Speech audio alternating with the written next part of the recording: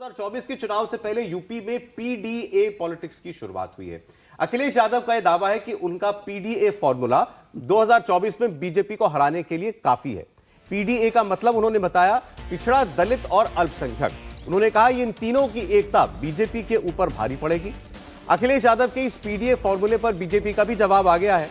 UP के deputy CM Keshav Prasad Maurya ने कहा कि विपक्ष के पास कोई एजेंडा नहीं है, जनता नकार चुकी है और यूपी की 80 और बिहार की 40 सीटें मिलाकर पूरी 120 सीटें तो एक बार जय सियाराम कहेंगे तो ये 120 सीटों का हल हो जाएगा।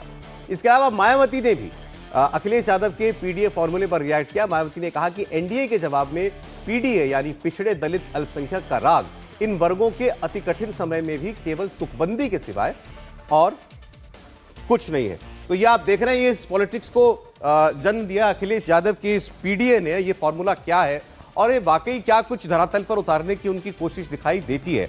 बहुत सारे छोटे दल हैं उत्तर प्रदेश के अंदर खासकर, जिनके साथ हाथ मिलाने की तैयारी हर पार्टी कर रही है। तो अखिलेश यादव ने इस पीडीए का मतलब बताया पिछड़ा, दलित, अल्पसंख्यक। बीजेपी ने इसका मतलब बताया परिवारवाद, दंगा और अपराधियों का संरक्षण। तो अपनी अपनी डेफिनेशन है जिस पर अब इस राजनीतिक तुकबंदी पर विवाद जो है वो चल रहा है। अब ये 24 के संग्राम में तुकबंदी का क्या मेल है आगे, इस पर भी हम लोग चर्चा करेंगे। साथ ही साथ आपको बता दें कि केशव प्रसाद मौर्य वो खुलकर जवाब दे रहे हैं और जैसा मैंने आपको बताया, उन्होंने कहा कि जय सिया राम एक बार बोलने भर से ही ये सारे दावे हवा हवाई हो जाएंगे विपक्ष के और यूपी हो या बिहार 120 सीटों का निवारण हो जाएगा। अखिलेश यादव की बात पहले आपको सुनाते हैं। जहां तक उत्तर प्रदेश का सवाल है, 14 में भाजपा यहीं से आई थी और 24 में मुझे पूरा भरोसा है यहीं से भाजपा जाएगी। एनडीए के मुकाबले मैंने कहा पीडीए और मैंने कहा पिछड़े, दलित, अल्पसंख्यक, मुसलमान भाई, क्योंकि सबसे ज्यादा भेदभाव इनके साथ हो रहा है। मैंने किसी को एक्सक्लूड नहीं किया है, सबको शामिल करते हुए कहा और कहा कि 80 हराओ, भाजपा हटाओ, क्योंकि उत्तर प्रदेश में 2014 से ही जीत रहे हैं तो 24 में इनका जाना तय है। बिहार में 40, उत्तर प्रदेश में 80। एक बार हम सीताराम बोलेंगे तो 40 और 80 मिलाकर के 120 हो जाता है। पीडीए का मतलब मैं बता दे रहा हूँ, पीडीए का मतलब पी फॉर परिवारवाद, डी फॉर दंगा, ठीक है, और ए फॉर अपराधियों का संघ। इसलिए वो पीडीए उनका वो नहीं है, वो पिछड़े दलित ने उनको नकार और अल्पसंख्यक की बात करते हैं, वो पीडीए ने उनको नकार दिया, पिछड़ा वर्ग उनको छोड़ चुका है, वो परिवारवादी है। अब पीडीए या एनडीए जनता किसको चुनेगी चुनाव में पता चलेगा, लेकिन ये पीडीए का जो परिभाषा है आपको अखिलेश यादव की वो कैसी लगी? उन्होंने कहा कि जितने सब लोग त्रस्त हैं उनको मैंने जोड़ लिया। देखिए, जब वो पिछड़ा, दलित, अल्पसंख्यक कहते हैं तो अल्पसंख्यक तो वो इसलिए कह रहे हैं कि अब उनको खतरा है कि कहीं कांग्रेस में न चले जाए वो। इसको समझिए, ये बहुत साफ दिख रहा है। और पिछड़ों की जब बात करते हैं तो भारतीय जनता पार्टी किस लेवल पर जाकर पिछड़ों को अपने साथ ला रही है, इसका एक छोटा सा उदाहरण बताता हूं। केशव मौर्य अभी सावित्रीबाई फुले के किसी कार्यक्रम में गए हुए थे उनके महाराष्ट्र, और जिस तरह से भारतीय जनता पार्टी कहीं भी कोई पिछड़ों के नायक हों, पिछड़ों की एक तरह से कहते हैं जो उनकी आस्था के प्रतीक हैं, उनको जिस तरह से वो सम्मान दे रहे हैं वो अपने आप में दूसरे लेवल की लड़ाई है। शायद अखिलेश यादव वहां खड़े भी नहीं दिख रहे हैं।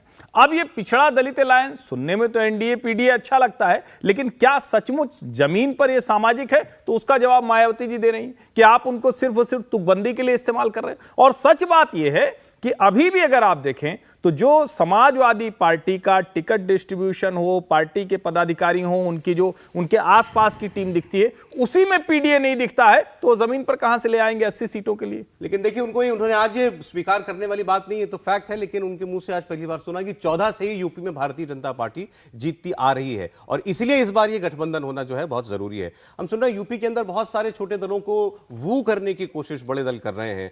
अभी हमें यह नहीं मालूम कि ओम प्रकाश राजभर कहां जाएंगे। एक महान दल ने कम से कम अपना एक रास्ता चुन लिया है, उन्होंने नारा भी दे दिया है, महान दल का नारा है भाजपा को जिताना है।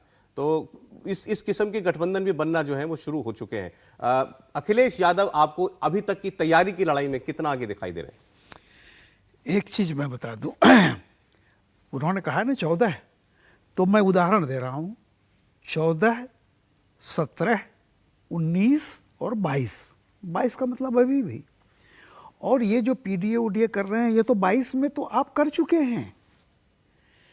सारा अल्पसंख्यक आपके साथ था, दलित आपके साथ 19 में था जब मायावती के साथ आप थे, तो दलित और ये तो आपके साथ ही थे ना। क्या हुआ, आजमगढ़ चुनाव में अखिलेश जीत गए थे 19 में, लेकिन जब उन्होंने इस्तीफा दिया और बाई इलेक्शन हुआ तो बीजेपी 2019 से कम वोट पा करके जीत गई। उत्तर प्रदेश ही है ना। डीएम का फार्मूला अपनाया गया, माई का फार्मूला अपनाया गया, अब एक नई चीज पीडी आ रही है। मेरा केवल एक कहना है, दूध जम के दही बनता है, और दही को जब मथा जाता है तो दो चीज निकलती है, मक्खन और मट्ठा। मंडल का दूध जो था वो दही बना, दही मथा गया, उसमें से मट्ठा और क्रीम निकली।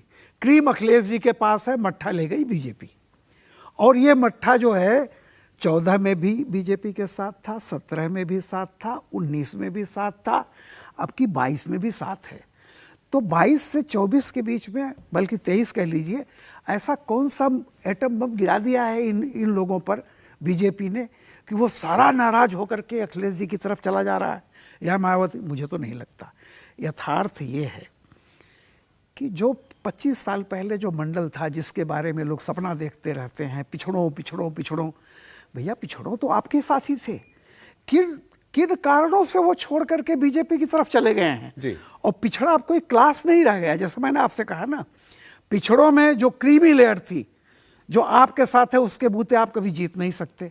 38% जो था वो चला गया है बीजेपी की तरफ, और वो 38% न तो कांग्रेस का कभी वोट बैंक रहा है, किसी का नहीं रहा, कांग्रेस का रहा ही नहीं। कांग्रेस का वोट बैंक जो था, जो एकता की बात हो रही है, वो दलित, माइनॉरिटी यानी मुस्लिम और सवर्ण का एक हिस्सा, ये कांग्रेस का ट्रेडिशनल वोट रहा है। कांग्रेस को लग रहा है कि कर्नाटक में जिस तरह से वो आया है, पूरे देश का हमारी तरफ है। तो ये जो झगड़ा है माइनॉरिटी का, ये बीजेपी का वोट बैंक नहीं है। ये आपस में 23 तारीख को पता चल जाएगा कि कहाँ जा रहा है। लेकिन आपने भी जो सवाल किया वो काफी रेलेवेंट है कि भाई 22 में जो नतीजा हमने देखा, वो एक साल में ऐसा क्या हो गया है कि माहौल इतना बदल जाएगा। 19 और 22 दोनों को देखिए, एक जगह आप दोनों मिल के लड़ रहे हैं तब भी हारे, एक जगह अलग होके लड़ रहे हैं तब भी हारे। यानी मायावती अखिलेश जब मिलते हैं तब भी हारे। ये बात तो खैर काफी लोग चर्चा कर रहे हैं कि यूपी में तो वो सारे एक्सपेरिमेंट आप कर चुके हैं, जो आप 23 तारीख की मीटिंग के बाद जो आप करना की कोशिश करेंगे, वो तो हो ही चुका है यूपी में एक बार। तो अब यहाँ पर और क्या नया कर लेंगे आप? वो मुझे लगता है उसी कोशिश को रिवाइव करने की, क्योंकि और कोई रास्ता भी नहीं है ना। यदि सब लोग साथ नहीं आएंगे तो किस तरह से चुनाव लड़ेंगे, ये एक मुश्किल काम है। अकेले अकेले डरने की बात है ना। तो इसलिए वो सब लोग मिलकर कितना बेहतर कर सकते हैं वो हो सकता है। जरूरी नहीं है कि उसका रिजल्ट वही आए। हमेशा 1 और 1 11 नहीं होते ना, 1 1 2 भी हो जाते हैं कभी। तो कितना होता है कितना नहीं होता है, अभी उनको समझ में आ रहा है कि 1 और 1 करने से नहीं चलेगा। तो सब मिलकर कुछ लड़ लें और कुछ ज़्यादा बेहतर कर पाए, वो है। जो पिछड़ा, दलित और अल्पसंख्यक की बात हुई, तो आपको ध्यान हो 2014 की बात नहीं है, 2012-13 में जब अमित शाह यूपी के जनरल सेक्रेटरी बनाए गए, मतलब इंचार्ज बनाए गए और जनरल सेक्रेटरी पार्टी के बनाए गए, तो सोशल इंजीनियरिंग पर उन्होंने सबसे ज़्यादा काम किया। और जो नॉन यादव पिछड़ा था, ओबीसी था, सब लोगों को उस पर काम किया, फिर दलितों पर काम किया जो नॉन जाटव था। तो वो सारा का सारा वोट भारतीय जनता पार्टी के साथ जुड़ा। उसमें संघ ने एक और बड़ा काम किया, जो सरसंघ चालक है मोहन भागवत जी, उन्होंने एक स्लोगन दिया कि हर गांव में एक मंदिर, एक शमशान, एक कुआं।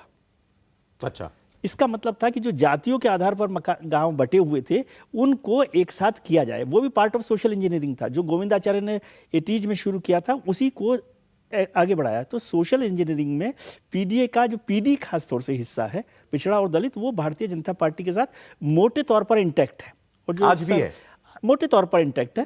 लेकिन सब पार्टियां मिलकर यदि उसकी ताकत बनाती हैं, और छोटी छोटी पार्टियां, क्योंकि उसमें छोटी छोटी पार्टियों के जो नेता है ना, जिनको हम नहीं कुछ समझते, उनकी बड़ी ताकत है। उनकी बड़ी ताकत यह है कि वो 2 सीटों पर 2 सीटें पूरी तरह से ला सकते हैं। तो वो पार्टियां भी किस तरह से आती हैं और वो सब मिलकर इसको कैसे बना सकती हैं, और एक माहौल भी बनाना होता है, क्योंकि अकेले लड़ ही नहीं रही आप, अकेले लड़ नहीं सकते भारतीय जनता पार्टी या नरेंद्र मोदी के खिलाफ। तो 15 लोग एक साथ होंगे तो वो किस तरह से लड़ेंगे। और इसको मैं बहुत निराशावादी तरीके से नहीं देखता, एक जरूरत वाली एक्सरसाइज है जिस पर उनको जाना ही पड़ेगा। अब आपने जैसा कहा कि जरूरत है, एक होकर लड़ना है, इस बात की इसके बगैर कोई चारा नहीं है। लेकिन ये कैसे ये यथार्थ पे आता हुआ नहीं दिखाई दे रहा। बात हम करते हैं आम आदमी पार्टी और कांग्रेस के बीच बढ़ते घमासान की। 24 जून को पटना में, 23 जून को विपक्षी दलों की बैठक होगी। एंटी मोदी मोर्चे पर फैसला होगा। कांग्रेस और आम आदमी पार्टी में उससे पहले संग्राम शुरू हो गया है। पहले आपने दिल्ली और पंजाब में लोकसभा की सभी सीटों पर चुनाव लड़ने की मांग की और अब दिल्ली के मुख्यमंत्री अरविंद केजरीवाल ने अशोक गहलोत पर नीच हरकत करने का आरोप लगा दिया सार्वजनिक सभा में। अरविंद केजरीवाल ने राजस्थान के श्रीगंगानगर में एक चुनावी रैली में यह कहा कि गहलोत ने अगर 5 साल तक कोई काम किया होता तो उन्हें ऐसी नीच हरकत नहीं करनी पड़ती। वो हरकत क्या थी? अरविंद केजरीवाल ने कहा कि जहां पर मेरी रैली चल रही है उसके आसपास चारों तरफ अशोक गहलोत ने अपने पोस्टर लगवा दिए। सुनिए जरा अरविंद केजरीवाल के शब्द। अभी जब हम लोग आ रहे थे हमने देखा पूरे गंगानगर में, और केवल गंगानगर नहीं, खासकर ये जो स्टेडियम है, स्टेडियम के चारों तरफ गहलोत साहब ने अपने होर्डिंग और अपने बैनर लगा रखे हैं। मैं उनको कहना चाहता हूं, गहलोत साहब 5 साल काम कर लेता तो ये नीच हरकत नहीं करनी पड़ती आपको।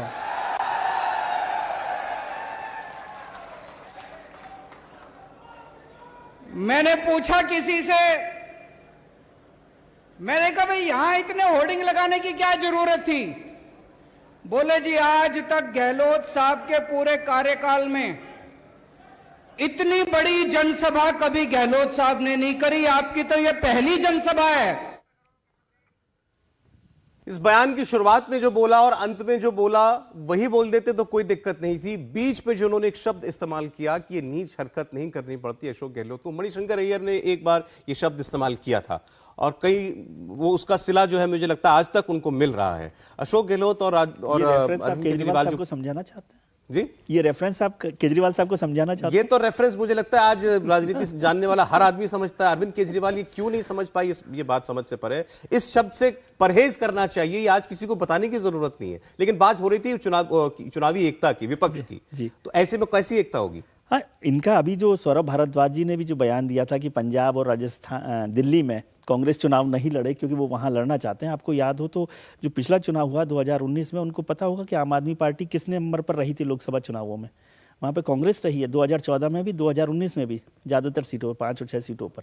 तो अभी उनको पता नहीं है कि किस तरह से, और कांग्रेस वहाँ पर विपक्षी पार्टी के तौर पर काम करती रही है, पंजाब में सरकार में रही है। तो एकता के लिए ज़रूरी है कि आप थोड़ा सा विनम्र रहें, थोड़ा सा काम करें। लेकिन मैं बताता हूँ, राजस्थान में जहाँ का जिक्र आप कर रहे हैं, गंगानगर का, आम आदमी पार्टी पिछली बार कोशिश की थी चुनावों में, तो उस समय कुमार विश्वास उनके साथ थे, तब उनको प्रभारी बनाकर किया गया था। लेकिन अभी आम आदमी पार्टी पंजाब में सरकार आने के बाद राजस्थान का जो पंजाब से जुड़ा इलाका है, गंगानगर का, श्रीगंगानगर का, हनुमानगढ़ का, बीकानेर का, इस सारे इलाके में आम आदमी पार्टी अपने उम्मीदवार उतार रही है। और आप देखेंगे कि उसकी ताकत वहाँ पर, पूरे राजस्थान में कुछ नहीं होगी भूमिका, लेकिन उस इलाके में वो काम करना चाहते हैं।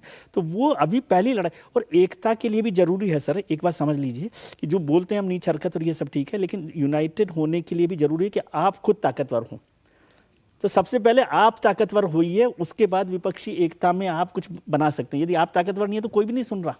ठीक है, मतलब नेशनल पॉलिटिक्स में कोई रोल आप अभी नहीं देख रहे हैं अरविंद केजरीवाल का? अरविंद केजरीवाल का अभी नहीं है, लेकिन वो एक भूमिका बना रहे। राष्ट्रीय पार्टी तो बना लिया ना सर उन्होंने अपनी, बहुत सारी। अब तो वो ये कहेंगे ना, हमने आपसे पहले कह दिया था कि हम राजस्थान और ये छोड़ देते हैं, पंजाब और दिल्ली राजस्थान, आप नहीं माने तो ठीक है, वो राजस्थान चले गए। तो फिर तो कांग्रेस के लिए कौन कौन से राज्य छोड़ने पड़ेंगे? वेस्ट बंगाल में हो सकता है ममता जी कहें कि वेस्ट बंगाल छोड़ दीजिए, फिर स्टालिन तमिलनाडु को छोड़ने की बात कहें, तो आधे राज्य तो छूट ही जाए। 300 सीटें हैं, क्षेत्रीय दलों की हैं, वो छोड़ने वाले नहीं हैं।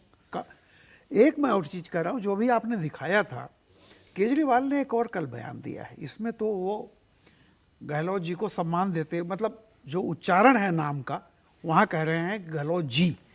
एक उन्होंने कल यह दिया था कि ये सचिन बेचारा, जब ये कि पहले गहलोत कहते थे वसुंधरा को कि भ्रष्ट हैं, इसी रैली में उन्होंने बोला। नहीं, जो शब्द थे, देखिए 2 चीज होती है, एक पॉलिटिकल कंपल्सन है कि आप अपनी पार्टी का प्रचार करें, नो डाउट, लेकिन कम से कम जिसके साथ आप कल को जा रहे हैं मिलने के लिए, उसके प्रति एक सम्मानजनक। उन्होंने क्या कहा था? गहलोत कहता है कि वो मेरी दीदी हैं, मेरी बहन है, मेरी बहन है। गहलोत कहता है, ये सेंटेंस था। आप सोच लीजिए किस तरह की भाषा आप बोल रहे हैं। गहलोत कहता सर है, ब्रेक के लिए रुकना पड़ेगा। हर्षवर्धन जी, एक छोटा कमेंट आपका, जो कुछ आपने नहीं, सुना। मुझे समझ में नहीं आता कि अगर राजनीति करने वाला होर्डिंग नहीं लगवाएगा, पोस्टर नहीं छपवाएगा तो और क्या करेगा। ये सामान्य चीज़ है। इसको नीच हरकत कह रहे हैं तो फिर अरविंद केजरीवाल के लिए कौन सी हरकत ठीक होगी। और मुझे ये लगता है, इसमें कोई अब संदेह नहीं है, ये ठीक है, ताकत अपनी बढ़ाना अपनी जगह है, लेकिन आम आदमी पार्टी और कांग्रेस के रास्ते बहुत अलग हो चुके हैं। दिखावे के लिए फोटो खिंचाएंगे वो। इंडिया टीवी हर वक्त हर जगह डाउनलोड करने के लिए सर्च करें India TV news Google play store या ऐप स्टोर पर।